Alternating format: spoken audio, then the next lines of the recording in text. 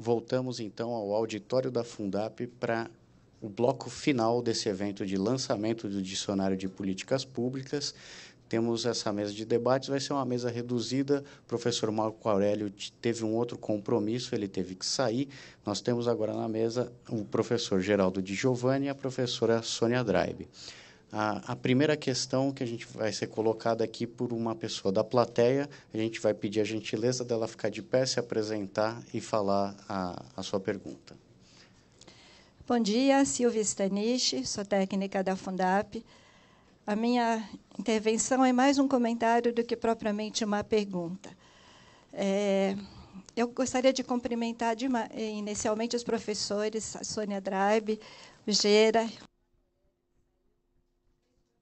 que me ensinaram muito, e hoje, mais uma vez, pude constatar como foi gratificante para mim participar desse momento aqui de reflexão sobre políticas públicas. Acho que não só esse momento que tivemos de debate, mas a própria participação no dicionário, que está sendo relançado hoje, trouxe para mim, acho que para todos que participaram desse projeto, um componente de satisfação profissional grande.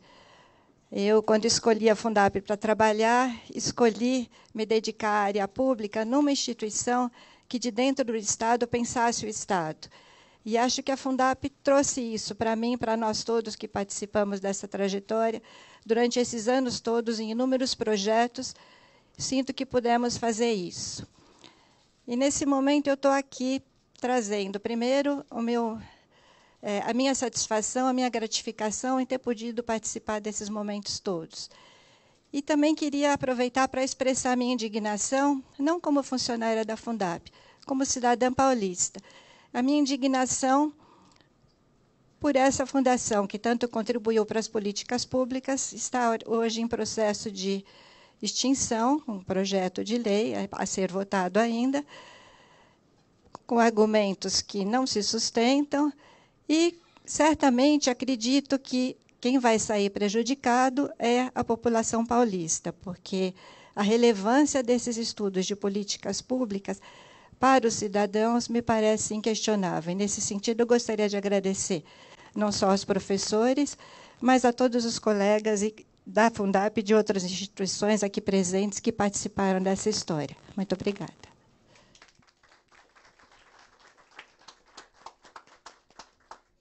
Tem ainda mais uma participação, a gente abre o microfone para mais uma participação da plateia e depois passa para os pronunciamentos de encerramento dos nossos integrantes da mesa de debates. Eu agradeço a todos que realizaram esse trabalho e gostaria de fazer uma pergunta que, de certa maneira, complementa o que a Silvia acabou de colocar. Se não há um certo otimismo quando coloca a questão da consolidação das políticas públicas. Como o próprio Vanderlei colocou no início, os governos têm pressa, a sociedade tem pressa, e o que se nota é que os governos, de modo geral, não são só os governos, as empresas também têm tido este tipo de perspectiva, pensam no curto prazo. Este campo de estudos é um campo que exige coisas de médio e de longo prazo, um amadurecimento do campo da pesquisa, a consolidação do campo da pesquisa, o desenvolvimento de metodologias, como você bem colocou. Ora, se a perspectiva é de curto prazo, me parece que na sua análise faltou um pouco na colocação dos desafios que na verdade, nós vivemos uma certa crise no campo político que fica aprisionado por essa dimensão do curto prazo. Foi falado, o professor Gera falou na questão da temporalidade como uma questão extremamente importante. Então, a minha pergunta é, no fim das contas, se a sua fala no sentido de que o campo está institucionalizado e a gente verifica o processo de extinção de instituições relevantes que faziam isto, faziam análise de políticas públicas, propunham políticas públicas, etc., se essa extinção não é reveladora desta crise.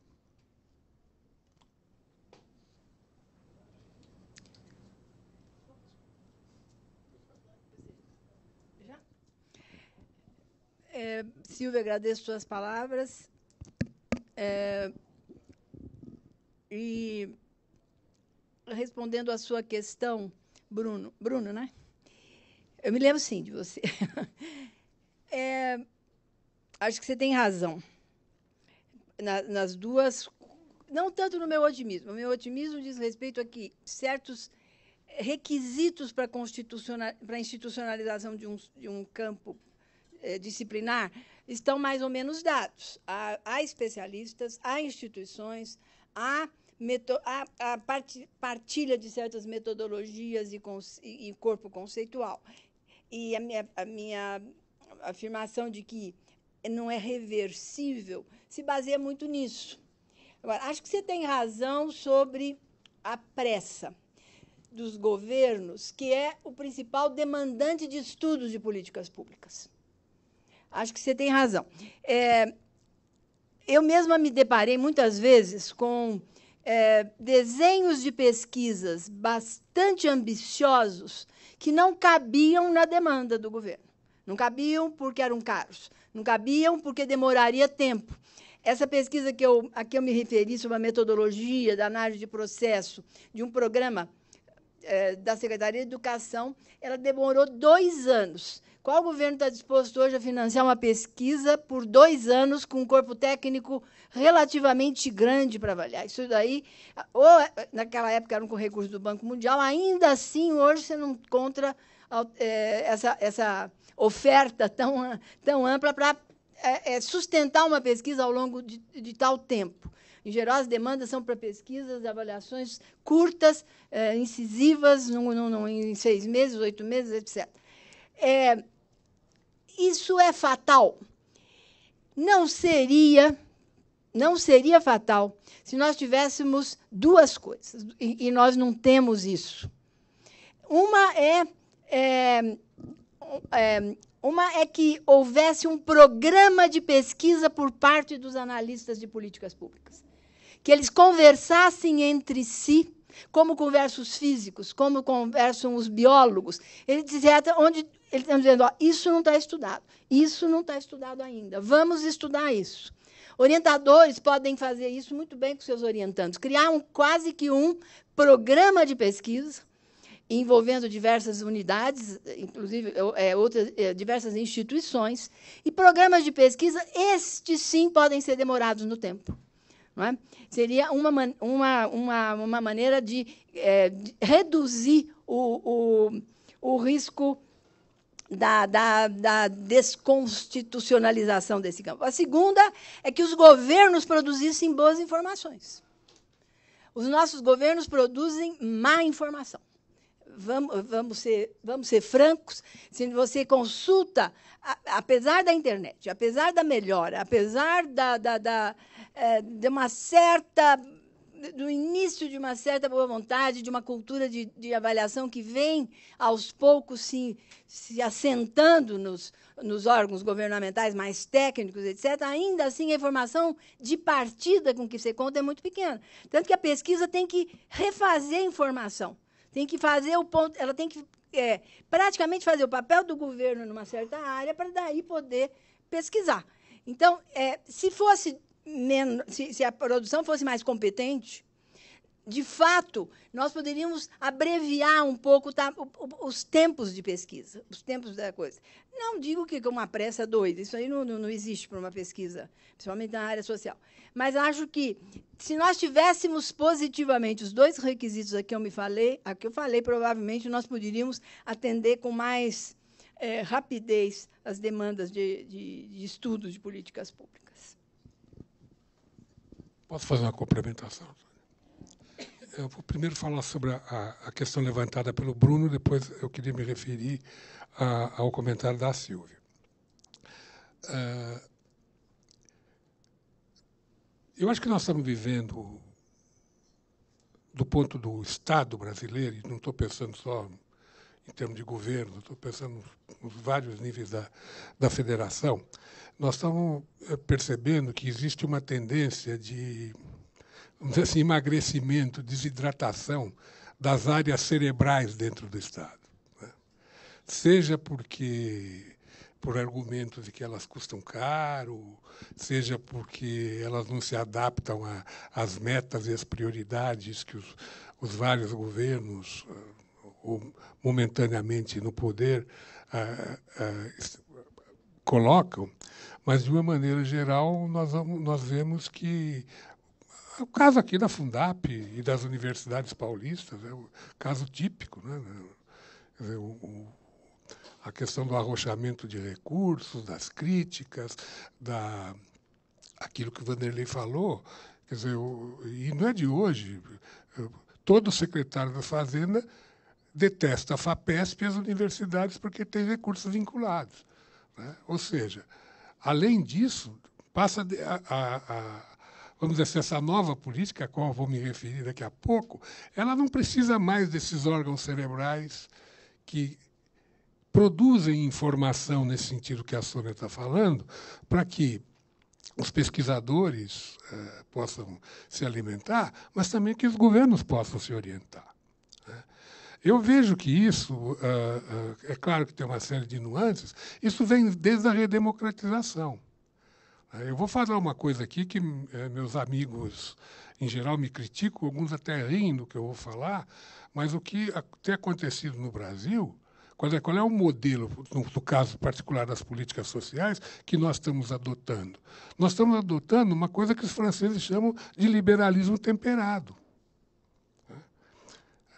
Em primeiro lugar, o que os governos, todos esses, desde a redemocratização, do ponto de vista da sua fala oficial, consideram política social? Política para pobre, né? Todo mundo diz, tem uma ótima política social. O que é? É o Bolsa Família, o outro era o Bolsa Escola. Tem uma ótima política social. E agora tem uma política salarial, de salário mínimo, que foi feita de tal maneira. Tá bom. E a Previdência? E a saúde? E a educação? E as outras tantas desse núcleo duro da proteção social? Peguem uma a uma, as que já não estão totalmente privatizadas, como é o caso da educação. Vejam o ataque que o SUS está sofrendo hoje. Ontem teve uma coisa formidável, não sei se chegaram a ler, do Hélio Gaspari na Folha de São Paulo, mostrando a penetração dos interesses privados dentro do SUS. Não é da coisa da saúde, entre aspas, complementar, paralela, dos planos de saúde, disso, daquilo, da medicina de grupo. Não, é dentro, está corroendo o SUS por dentro. Quer dizer, isso é consciente nos governos. Então, o que eu chamo de o tempero desse liberalismo, na medida que você cria condições para a iniciativa privada adentrar nas políticas sociais? É o fato de que esse país aqui é uma usina de desigualdades. E aquilo que o Spink Anderson chama lá o modelo liberal de proteção social, tem lá no finzinho, diz assim, bom, existe uma faixa da população que vive dos programas sociais do Estado. Aqui a nossa faixa é larga, tá certo? Por razões que todos nós conhecemos. Mas veja os outros quesitos que ele coloca para definir o que é um modelo liberal. São todos presentes na nossa proteção social. Então, nesse sentido, eu acho que, se a visão predominante é essa, consciente ou inconsciente, porque, às vezes, as pressões institucionais elas contam na formulação desta realidade, né? É o que está acontecendo, é o que está dirigindo o destino das nossas políticas sociais. E, para isso, não precisa muito analista de política pública, não. Não precisa desta visão, a qual, obviamente, eu me oponho, você já percebe, desta visão, não precisa de um IPEA, não precisa de uma Fundap. Por quê? Porque há certas áreas de competência, de planejamento e de indicação de programas que a iniciativa privada pode fazer perfeitamente com a rapidez exigida pelo tal do mercado. Quer dizer, como nós vamos nos contrapor a isso? É muito difícil nesse momento. Eu acho que agora eu até já junto aqui o comentário em relação ao comentário da Sílvia. Né? Nós sabemos que essa aqui foi criada e sempre foi uma instituição considerada cerebral. Ela não está na mira da extinção por acaso, porque alguém implicou, eu não gosto da Fundap, eu não gosto disso, eu não gosto daquilo. A Fundap é cara. A Fundap é cara coisa nenhuma. Né? A Fundap não é cara. Eu sou do Conselho, eu vejo 11% vem do Estado. O resto é a Fundap que sai batalhando. Vem indiretamente do Estado, sim, mas ele poderia estar competindo com outras, até com a iniciativa privada. E a Fundap é competente nisso. Então, eu acho que, além das questões que a Sônia coloca, que eu vou dizer assim, que são as questões intrínsecas ao campo de estudo e do modo de fazer política pública, nós temos, vamos dizer assim, um entorno, um cenário maior que é muito adverso para a consolidação de um certo tipo de saber, por definição, dotado de uma grande complexidade, por ser interdisciplinar, por abranger uma infinidade de aspectos, desde política internacional até a idiosincrasia do prefeito. Tá certo? Então, essas dificuldades é que são colocadas. Agora, acho que, como disse a Sônia, ao final da palestra, nós temos vários avanços. Aos trancos e barrancos, nós estamos construindo conhecimentos que são importantes para a sociedade. Né? Eu digo nós aqui, porque vocês aqui, estou vendo que hoje, agora nós temos particularmente no auditório pessoas da Fundap, vocês fazem políticas públicas. Né? Vocês trabalham com políticas públicas. E nós estamos construindo esses conhecimentos aos trancos e barrancos. Né? Vamos ver como é que essas conjunturas vão evoluir. Agora, nós temos uma outra barreira, e agora eu posso falar posso falar levemente, porque eu sou um homem sem partido, entendeu? No nosso campo de políticas públicas, nós não ficamos imunes ao fla-flu político que está existindo no Brasil hoje. Tá? Quer dizer, eu fiquei cansado de ver, quando houve a saída do PSDB e a entrada do PT no governo, projetos de alunos que queriam fazer comparações entre a educação no governo FCH e a educação no primeiro governo Lula. Às vezes o governo Lula estava no segundo ano, não dava para comparar, mas já tinha projetos. Né? Então, cria distorções. Você pega, por exemplo, um dos conceitos mais úteis que se tem hoje no universo de políticas públicas, que é o conceito de path dependency, a dependência do caminho percorrido, que dentro da academia é considerado como herança maldita. Sabe? O que sobrou do governo passado. Não é isso. Então, uma das coisas que nós temos que nos livrar um pouco é nós sairmos dessa armadilha da polarização política que existe e na qual nós não podemos entrar. Eu, desde que saí do Partido Comunista em 1984, eu passei a considerar partido político um obstáculo epistemológico, tá certo? Porque você passa a ser obrigado a pensar junto com os outros. Né? Então, nós temos que achar uma forma de produzir. Eu sei que é difícil. Eu estudei ideologia, eu sei o que é isso. Quer dizer, mas essas formas de distanciamento, ainda que momentâneo, na produção do nosso conhecimento, nós temos que conseguir uma forma. Né? Por quê? Já é difícil a consolidação pela própria natureza da área. Em segundo lugar, pelos obstáculos que estão se interpondo entre nós e um conhecimento. Então, essas coisas que nós temos que pensar. A nossa conjuntura política, entre tudo que foi dito aqui, desde a história um pouco da história recente, mas até a conjuntura atual, joga muito contra a gente nesse sentido de produzir um conhecimento o mais isento possível. Então, não me vem falar, não, é monetarista versus neodesenvolvimentista, é nada. Né? Nós estamos caminhando celeremente para um capitalismo liberal que, no caso, é temperado com alguns programas sociais. Podíamos ter tido outro rumo? Claro que podíamos. Não podíamos ter caminhado para um modelo um pouquinho mais perto da social-democracia? Claro que poderíamos. Mas na história não tem ser, né? Já foi. Então, é isso que nós temos hoje. É esse campo que nós vamos ter que enfrentar para poder continuar esse estudo. Do ponto de vista do que a Silvia diz, eu quero dizer o seguinte: eu estou no conselho da Fundap, como eu disse nisso, eu sou curador da Fundap. Tá? Eu tenho uma responsabilidade institucional que eu assumi, aceitei de bom grado, indicado pelo meu instituto, para ser curador da Fundap. Eu tenho que lutar pela Fundap. Essa é a minha posição e eu acho que é a minha missão aqui dentro. Obrigado.